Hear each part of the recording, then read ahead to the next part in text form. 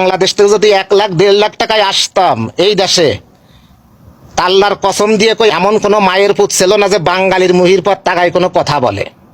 Doctor Yunus এত করতেছে প্রবাসীদের জন্য লাউঞ্জ তৈরি না করে প্রবাসীরা কোনভাবে 2 লাখ টাকা 1.5 লাখ টাকা আসতে পারে সেই রকম একটা ব্যবস্থা করে দিক। একটা মিনিট এই ভাইটার কথা শোনার সময় হবে না? আমাদের বাংলাদেশে ডক্টর ইউনূস সাহেব সকল প্রবাসীদের জন্য এয়ারপোর্টের ভিতরে লাউঞ্জ তৈরি করেছে। অনেক মানুষ এইটা দেখে খুব লাফালাফি করতেছেন যে ডক্টর ইউনূস সাহেব আমাদের অনেক কিছু দেছে। তাই রে, কথা বলতে গেলে কিন্তু অনেক কিছু বলা যায়। আপনি 5 বছর 10 বছর প্রবাস খাটার পরে আপনার ফাঁসার চামড়া লাল হয়ে যায়। তা আপনি যখন দেশে যান, দেশে যায় তখন ওই এয়ারপোর্টের ভিতরে আপনার আর লাউঞ্জ করার সময় থাকে না, যে অল্প মূল্যে কিছু খাবার কিনে খাবো সেই সময়টা থাকে না। তখন একটা জিনিসই বিবেকের ভিতরে মনের ভিতরে কাজ করে যে যত দ্রুত পারি আমার পরিবারের সাথে আমার ছেলেমেয়ের সাথে দেখা করি।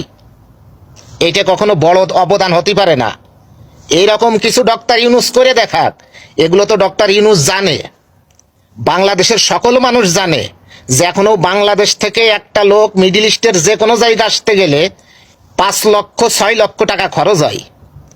আর তার পার্শ্ববর্তী দেশ ইন্ডিয়া, সেইখান থেকে একটা লোক আসে 70,000 80,000 টাকায়। পাকিস্তান থেকে একটা লোক আসে 1.5 লাখ 2 লাখ টাকায়।